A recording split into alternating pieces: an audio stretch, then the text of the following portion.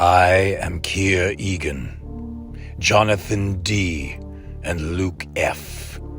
In completing your 10th podcast episode of Severance with the boys, you have drawn my grand agendum nearer to fulfillment. Revel now in the fruit of your labors. Let's get this party started.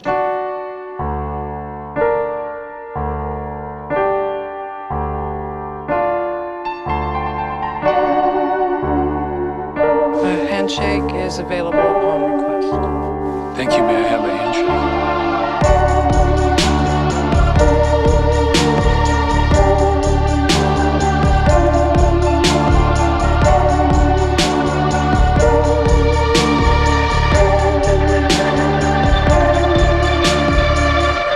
Every time you find yourself here, it's because you chose to come back.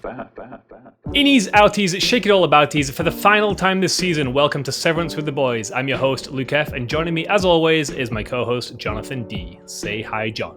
Hi, John. After today, our chips will be removed and we will die. Our outies, Luke and Jonathan, will be back with their usual podcast, Movie Time with the Boys, and they've assured us they will post episodes regularly. John, how are you doing? How many have you sired in the shadows this week? 7. 7 shadows sired this week. Yourself? Only one. Didn't really have an answer prepared. We're pretty much ending where we began with our first guest from this season. Any minute now, the elevator will descend and we'll be joined by Kevin S. Actually, John, do you hear the elevator? There's the big man himself. Here it is. And another thing about those goat people, because I feel like it's like... Hi, Kevin. Oh, hey guys. Hey. Hey, Kevin S. How you doing? Were you still stuck in episode 2 there? I was in episode 2, and then time passed. Yeah, okay. Kevin S., welcome back to the auditory department on our severed lumen floor. The boys. Thanks for having me once again. Been looking forward to it. There's so much to discuss. On the last episode that I was on, I was like, shrug. Mm-hmm. And then like a bunch of kind of cool stuff happened. Things that I'm like, there we go. So I feel like I definitely came. You caught me at the wrong episode for sure back then. Yeah. Okay, so Kevin, give us your very brief thoughts on the finale before we dive into it. What a fun time. We had a lot of fun. And If you could describe it in one word, what would it be, Kev? I think of all the words, and there are many that I know, all the best ones, I think the word I would use is fun. Cool. Didn't see that coming. John, let's get your brief thoughts on the finale before we dive in. Yeah, I thought it was great. I was very anxious throughout. I'm glad they answered some things, not a lot of things, but I'm glad they had answered a good chunk of things. There are obviously moments that break my heart, but there's also reasons to those. And there was Brienne of Tarth kicking ass again, which was great. But yeah, great episode. Thoroughly enjoyed. Milchek, just any moment you get Milchek to dance is going to be a winning episode for me. How about you, Luke? I thought it was really, really good. I knew there was going to be a cliffhanger coming, so I knew something was going to upset me at the end. And it did, but I think it sets up the next season in a really interesting place. I kind of found the ending to be very much a non-cliffhangery in a way. Cliffhanger's not the right term, I guess, thinking about that. Pivotal scene. I knew it was going to leave it on a pivotal scene where it was like a big thing, and it's going to not feel great. If you had a file that you had to complete at Lumen, what would yours be called? I guess mine would be Mount Pleasant. How about you, John? What's your file? The town of Wales. It'd be my hometown of Blaina. Kev, what did you pick? I'm a huge fan of upstate New York, so like, Schenectady, Rochester. Oh, Rochester would be pretty happy. I could see Rochester as one. Okay, this is our 2-minute recap of the Severance Season 2 finale, Cold Harbor. Just before we prepare to enter the big sleep between Seasons 2 and 3 of Severance, we are left with this absolute masterpiece of a finale to ponder over for God knows how long. We open up right where we left off, with Cobell, Devon, and Mark in the berthing cabins. In a scene that goes on maybe just a tiny bit too long, it's over 15 minutes of the episode, we see Outie Mark and Innie Mark grapple to come to a decision about how to approach the next day at work. During this scene we have our first big reveal of the episode, finally an answer to what the numbers are. Innie Mark reluctantly agrees to follow the plan to free Jame from the grips of Dr. Mauer in her severed hell. Jame Eagan is still as creepy as ever, and for a second there I thought Heli was going to put this creep in the ground. Your time is coming, pal.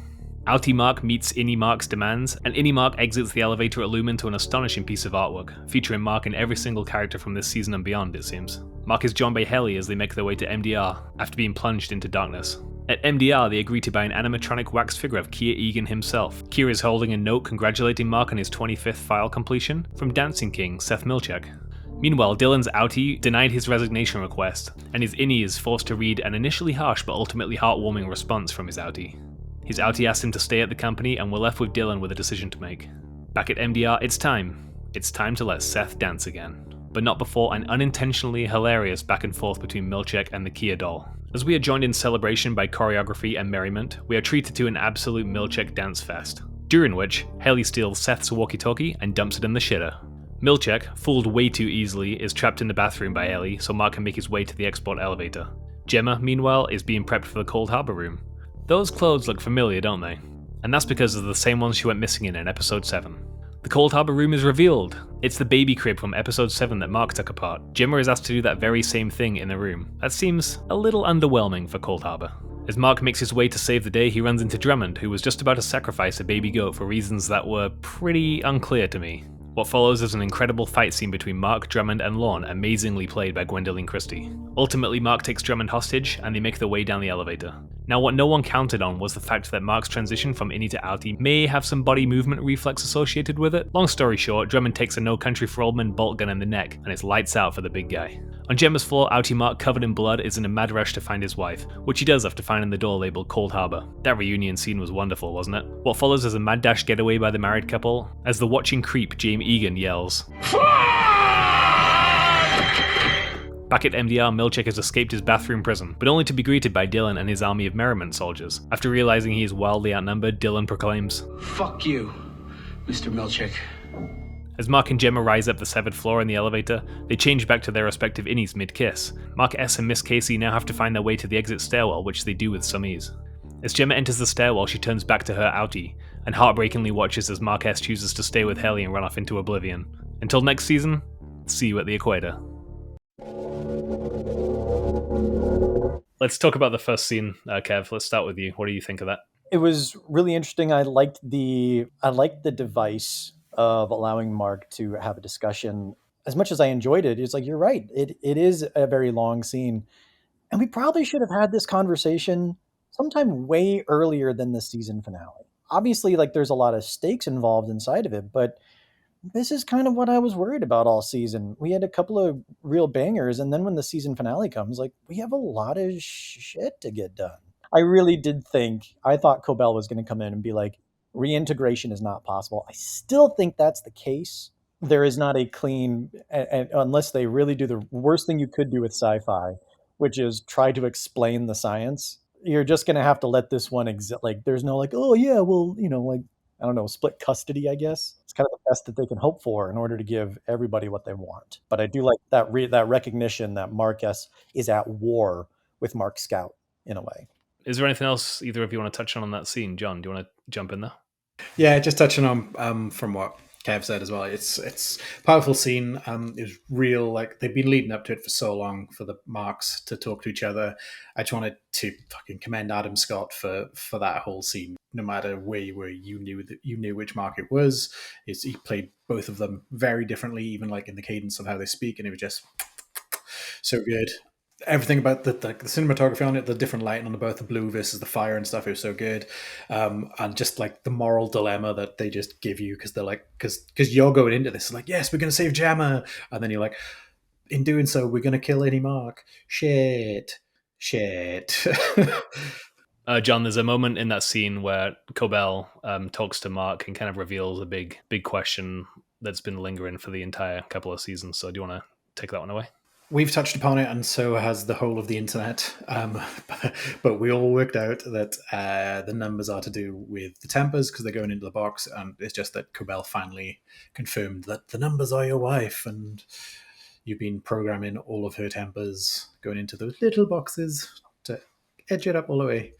But it was just nice to finally get confirmation on what the fuck they were doing with those scary numbers and the happy numbers, and at least they ended on a happy number, right? So you're reconstructing somebody else's mind based on what you assume about them? Kevin, you earlier, and I would like to quote you saying, please don't explain the science because it will ruin it. Gotcha. So if you want to sit back down, Kevin.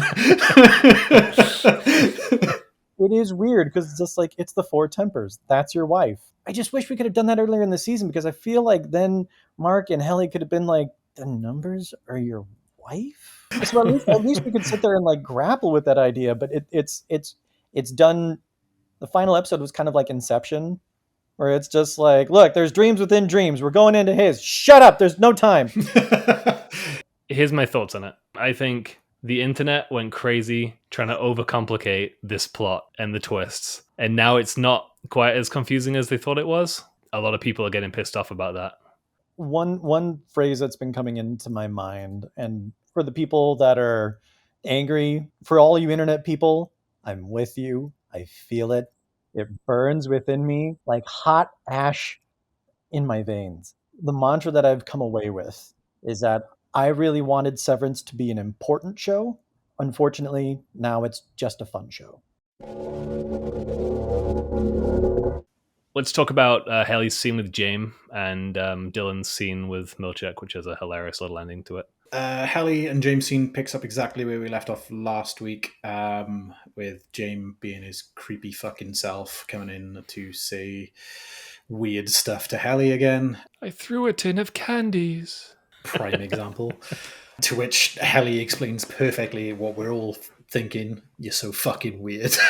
Yeah. But he comes in hard, saying that pretty much that he doesn't love his actual daughter and she's a piece of shit to him. Kind of likes Heli because of her spirit and her nature, as it reminds her of Kier, or reminds him of Kier, and reminds him of Heli when she was younger. Dad of the Year for the fucking third time to Jame. Amazing. You guys just cleaning up on the Father of the Year awards. And the Dylan scene, Kev, what do you make of that little section with him? It's nice. I was worried that Audi Dylan, was too obsessed with thinking that his innie is not like a person. And it's cool to have that recognition, as it's like, hey, considering, and everybody loves it, it's like considering our shared physiology, totally makes sense that you would think our wife is smoking, because she is. Emma P. from Wellness, John, absolutely nailed that prediction. She said she hoped that Dylan and his wife would grow closer by the end of the season. And hopefully have pancakes. John, what do you think of the Dylan scene? But it's just the one part I want to touch on was when Milchek goes, and I'll leave you with this now because you might find it emotional. It's so weird and so good. I was full on laughing just to see him sprint out of the room at full fucking pace. The way he leaves the frame is really awkward. Yeah. So funny. Okay, next scene, we have Mark and Heli finishing the file. Kev, let's take it away. Oh man, that probably my favorite scene of the whole episode. I really enjoyed the conversation between Mark and Heli and them talking, like that introspection in Heli, as she's been so obsessed with trying to get out and trying to fix this and trying to get, and suddenly this idea of just like, what do I remember? Having her go through is like, I remember Zimbabwe, and hearing them talk about the equator, it's just like, what if the equator was a building? There's something so innocent and so lovely about them talking about just, that's that freedom that they're trying to, that's the whole point of all of this. Yeah. Is just to be able to have simple thoughts like, what if the equator was a building? Yeah. Or like a whole country or something like that, and laughing at it. That is what is robbed of anybody who goes through Severance, is that the moment you become aware of it, you lose those opportunities. Really humanizing moment. So necessary. I'm so glad it was there. To cut in there as well, where Mark says, but I want to live with you, and starts crying, is absolutely heartbreaking. Shattering. Yeah, to agree with Kev, it was a beautiful scene. So innocent, so just made you feel warm inside when they're talking about the equator and such. And then just, you know, their first love and wanting to be with each other. But then, yeah, her just doing, I'm her. To me, that's because like they're trying to be together, but she's still trying to persuade him that there's more outside of Lumen. Because like her whole speech is, you know, be free type. She's essentially telling him to go, and he's saying, "But I want to be with you." But then, like, it's her. To me, it was her saying, "You know, I'm Helena. This can't be because she's an Eagan and a right old bitch." Okay, pretty cool scene next. We have Milchek and the Kier Eagan animatronic Kier dummy, played by Marc Geller, who was on our bonus episode last week. Fantastic guy, by the way. Friend of the show. Friend of the show, Marc Geller. John, let's talk about that scene. It was fantastic. Yeah, so Milchek and Kier having a chinwag, presenting Mark his award was fantastic. Some great insight from friend of the show, Marc Geller, last week as well about the joke that was added to it. It was a surprise for me, at least, because it was obviously like a scripted thing that Milchek was reading from. But then when Kier started answering back and stuff, you're like, oh. It freaked me out. Yeah, same. I'm just like, okay, so it's not a robot, it's maybe something to do with Kier Eagan, maybe the board speaking through him, maybe they've already refined him via MDR. Who knows? Maybe that's something for another session in Theory Corner. Very, very good scene, very funny. It was nice to hear Kier talk again and actually have a conversation where instead of just overhearing him dying in the other wings and stuff. But yeah, very funny scene, very scary, very terrifying animatronic. Complete with a laugh track as well, which was different. Yeah, it's horrifying when that happens, yeah. Yeah. Kev, your thoughts on that weird little scene? This is unfortunately when I basically just checked out of the entire episode. I was just like, it's a circus. You checked out on the best part. I think what I liked is that for all of the devour feculence and he's Milchek's he's a bad boy coming in, literally jumped in to do his choreography in the little corporate propaganda song and dance. Like, do you not think this is building for next season though? I think his rebellion arc's still coming. Who cares? Who cares?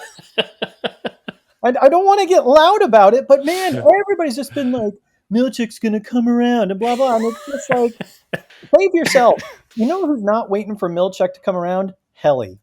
Heli's like, get yourself out. If you're waiting for management to save you at your job, you're making a mistake. Milchek has proven this entire season that it's all talk and no follow through. I'm glad he had a little soft shoe moment with Kier. Destroyed our favorite scene. Well, while we're here, let's talk about the dance scene.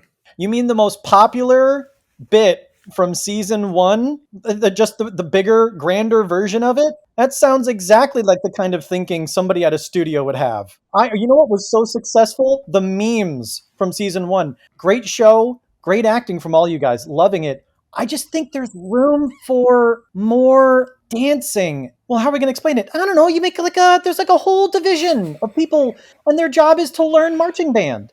And I will tell you, I am not going to put down Jamel Tillman because that man is a treasure. And watching him dance, how wonderful. But give me a break. Beat for beat, the same bit. You feel better? Do I feel better? No. In fact, you know what? Now that we've woken the dragon, I don't feel better at all. I'm furious. I am absolutely furious. Cool. John, your thoughts on the song and dance scene? I thought it was very good. I was looking forward to another dance scene with your boy Trammell. I really enjoyed it in season 1. And, bringing it back was a great idea. There's a reason why films make sequels, because they enjoyed the first fucking time. So why not do it again? There you go. Yeah. Yes. So I thoroughly enjoyed the dance scene. It was just beautiful. I loved the dance, and I loved the whole fucking rhythm section of the whole dancing, and just watching Trammell move. There's a reason why everyone has memed it and like cut it into beautiful videos already, just because he's just such a beautiful man and a beautiful man at dancing, and he just looks so good doing it. I loved how the band came in and like surrounded them, like so Mark and Heli are in the middle, so it adds that urgency of where they can't escape. All they want to do is escape and get the fuck out of this and go help Jame, but like it brings them in and like encapsulates them, so they can't. It's fucking you can't move because there's eyes at you in every direction. You've got zero chance of getting out of here unless, to quote Luke Frost, somebody throws Milchek's radio in the shitter.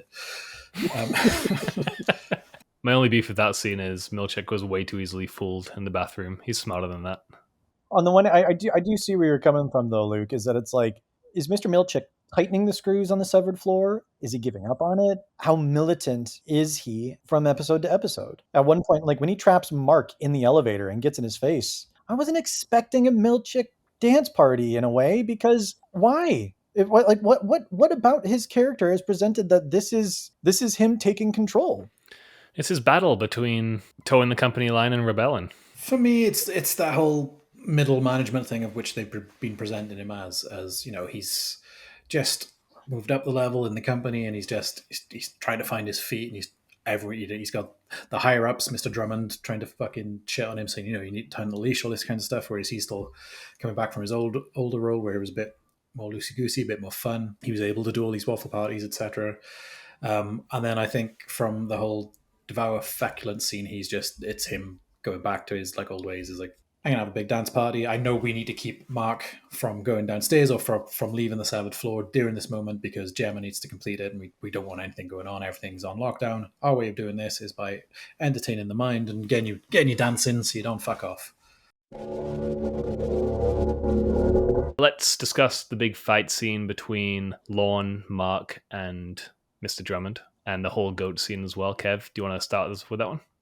Drummond and Lorne, they go through what seems to be a very ritualistic process of bringing in a beloved goat, Emil, and are gonna, for some reason, kill this goat. Thankfully, at one point in time, Mark, trying to open up a door, is caught by Drummond, and Drummond starts to beat the hell out of Mark, only to be saved by Lorne, who comes in and does what... And Gwendolyn Christie, great actress, more than just a brawler.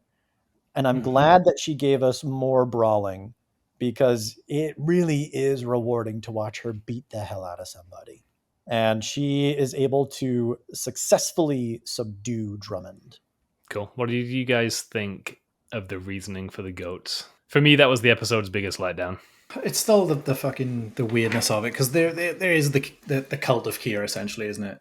So yeah, it kind of ties in with that, because weird cults are fucking weird, and they like murdering lambs and goats and stuff for the devil himself and all that kind of Satanist stuff that it builds into, which I get.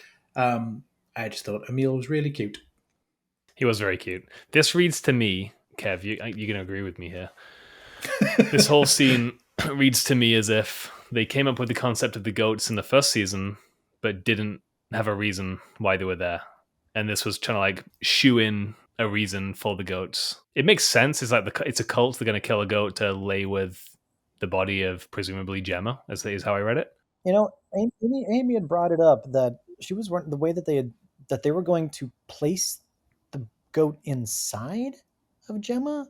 I thought it was like in her casket. This is the way I thought it was. It's kind of my read on it. I just wanted to see if anybody else was picking up on that or anything. Yeah, I didn't see it as inside of Jame, but like it just kind of same time so they can lead them to Kier. Yeah, I thought it was a great scene. That the whole ritual thing leading up to it was interesting, and Gwendolyn Christie just carried that role again because she is fantastic at it. Drummond is a big spooky guy. He will always be a big spooky guy. He does that real well. The initial punch that Drummond hits Mark with just is completely unexpected, and it sounds fantastic. The sound on it was... I have in my notes here that I audibly yelled "Hey" at my TV when Mark got punched. Can we get a reenactment of that moment? Hey! That's my friend you're hitting. Okay, John, coming towards the end now. We head down the elevator and Mark accidentally kills Drummond. Let's talk about that and the scene that follows as well. As with everybody else, when we saw Mark scout go down with Mark S, everybody knew exactly what was going to happen. So you're like, oh fuck, he's going to turn into Mark S now, and then you see it, and it comes through. And even though you knew it was going to happen, it happens so fucking well. And I loved it. It was so It's like great. just seeing Mark S go, oh, and just all the blood just pissing down him. He's just like, what the fuck just happened? It's nothing more horrifying than essentially waking up with a gun in your hand to somebody's neck. Super funny, super worth it. And then just as you see him running down and you just see the doors trying to close on his legs, it was pure comedy for like a solid 2 minutes from that to him trying to fucking get out of there as well. Super good. So then it's him running around the testing floor looking for Cold Harbor, because he's obviously knows it's Cold Harbor. Gets into Cold Harbor using the blood of Drummond, which is hilarious. Then to go into Jame building the cart for Cold Harbor. Dismantling, not building. Sorry, yeah, dismantling the cart from and trying to see if she has any memories or feelings towards it, to see if the severance barrier is staying. Yeah, let's talk very briefly about Mark entering the room and seeing Gemma and that little transition between Ini and Auntie Gemma. Really, I loved that recognition by Gemma with Mark coming in. In some ways, it's kind of funny because, it's like, please accept all facts equally.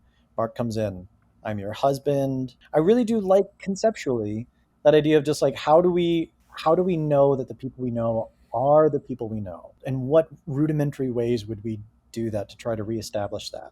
As wondrous as people are, we don't have great methods to describe who we are. I'm your husband. We lived together at one point in time. You've been down here a while, and watching that come out of the hallway, especially when she crosses that threshold, getting them back in that moment, really good, super rewarding. Yeah. Do you guys mind if I kind of take it through? No, go ahead. Like we get that sweet moment. They have to kick Drummond's legs out of the way. The weird dentist guy, he says, wait, you'll kill them all. But the elevator closes, they start smooching. And then literally forgetting what happened a moment ago when he accidentally planted a bolt inside of Drummond's neck. They have a similar situation where Miss Casey and Mark S. are connected in a passionate kiss in the middle of the elevator. And then Gemma's like, what are we doing? Sorry, Miss Casey is like, what are we doing? Mark S. says, we got to get out of here now. They run to the hallway with the doorway that leads to the stairwell. That means you're out. And he sends Miss Casey through it, at which point in time, Gemma is finally free for the first time this entire show. Or is she? Yes. Don't even... What I thought about after this, and it's been posted on Reddit a billion times since, but I swear to God I thought of it immediately, is the fact that Auntie Gemma doesn't know that Mark is severed. So from her point of view, she sees her husband just leaving with another woman. She doesn't have a clue. She doesn't have a clue that he's severed. I didn't think of that. That sucks. It's even more heartbreaking, man. I really loved Heli and Mark S. running through the halls at the end there. That red and white motif. It's very Tarantino, I thought. Well, I was going to kind of like spaghetti westerny. Like they bring in that like film grain. The grain over the top, yeah. Mm-hmm. Yeah. And it's really beautiful. In some ways, I kind of think, the show can end there. There would be a really good ending, but I'm glad there's going to be more. Yeah, it's an ending. It's not the ending I want. That's like an ending of Black Mirror. Yeah, and I think that's what's tough is that next season, we have a new status quo. I think that's the perfect segue into Theory Corner. The work is mysterious and important. Theory Corner.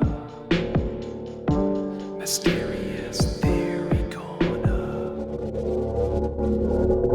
Okay, so there's no episode next week. So what we're going to do for Theory Corner is predict the format of next season. What is going to be the basic setup from a storytelling point of view? Kev, coming to you first. Here's what I hope, because I really hate what they did to Devin this season. She was a person, and then they decided that she's not a person. That's unfortunate from a narrative perspective. Devin's just kind of there to ferry everybody else around. So what I'm hoping they do for season 3 is respect their actor. And I hope that we get the Gemma Devin kind of like Detective Squad. I want there to be like a big Gemma Devon team up, and basically everything outside is them trying to tear down Lumen. Do you think we'll see the police in season 3? No, I really don't. John, what's your theory for next season? It's gonna do the same where it picks up exactly from the end of season 2. We're gonna see Gemma eventually turning around after she just saw Mark fuck off. Hopefully with a Devon and a Cobell waiting for her. I agree. I think it will be like a spearheaded Cobell kind of, hopefully taking down Lumen from here on out, because she has more reason to now. Next season, it's going to be the struggle between the Innie and the Outie. It's no longer against Lumen, it's more against the Innie versus the Outie for me next season. For me, I think it's going to be like Lord of the Flies down on that 7th floor for a while. And I think Milchek is going to turn full heel in season 3. With bated breath, I wait. For anybody who's looking for, and I can provide you guys a link if you feel like posting it. I do think that Aaron Beatty's article, it's not a takedown of Severance. It's the idea of the themes present within the show and kind of that tension, that juxtaposition between season 1 and season 2, and what we think about when it comes to what it means to be a worker, and whether or not Severance has been a good custodian of that. Thank you again for listening to Severance with the Boys. This has been episode 10, the season 2 finale. Thank you again, Kevin, for coming down to our floor. How did you find it this time? Oh man, I've really enjoyed it. I've enjoyed watching this season, discussing these episodes with you guys, with the boys. Honestly, it's been really great. I'm glad that we've had some spirited conversation, and I'm glad the fact that your faces hurt from laughing, that's ultimately my goal. So I really appreciate that. Perfect. Was there anything in particular you wanted to plug? Anything going on in your life right now that you want to make people aware of? I recently got a promotion. Here we are talking about a show about work, and I, like a good little employee, got myself a raise and a promotion. But no, I work for Down to Earth Farmers Markets. For anybody that's in New York, we've got 5 markets that are inside of the city proper, 4 up in Westchester. And that spring season is right around the corner. So if you haven't been to a farmer's market, if you're not a farmer's market person, I highly recommend that you come and see what it's all about. You'd be surprised how much better you can eat when you go to the farmer's market. You can go, we have one in Chelsea, we've got a couple in Brooklyn, in Park Slope and McGolick Park. Got one up in Morningside Park, and then all the way out in Cunningham Park in Queens, my little neck of the neighborhood. Nice. Yeah, we'll throw some links in the show notes for the Kev, so if anybody does want to pop down to the local farmers market, please do, and say hello to Kevin from myself. Luke, how did you find the season? Is there something you want to say to our listeners and or viewers on the way out? Yeah, I just want to say, if you've listened to an episode of ours or watched an episode, sincerest thanks. We had pretty much no following at the start of this, and to build such a little community that has been contributing theories and guests that we've had on and followers on social media, and nearly 500 subscribers now on YouTube, which is huge for us. So I just really appreciate it, and thanks for tuning in, and see you back on Movie Time with the Boys. Yeah, I'd like to congratulate you too. John, you've been doing a lot of work. Luke, I know you've been taking the brunt of that technical work. Really well done. You should be applauded. I know it's silly, fun stuff, but it's complicated, silly, fun stuff. And you've done it very well. I tip of the hat. Thanks, man. And we appreciate your support always. You're the best. Again, thank you so much for spending your time with the boys. We've really enjoyed this season. We will probably be back for season 3. I'm just going to put it out there right now. We really enjoy doing this. It's super fun. Luke and I and guests will be seeing you with Movie Time with the Boys. Again, thank you. You're the best. You're the greatest. I love you. Reach out to your mum. Just fucking be true to yourself. Love you. And until season 3, praise Kier. Severance with the Boys is a production of Movie Time with the Boys. Written, performed, and edited by Luke Frost and John Davies. Original soundtrack and themes by Orhan Aydin. And original artwork is by Zach Williams. Connect with us on Instagram and Bluesky, or email us at movietimewiththeboysmail@gmail.com.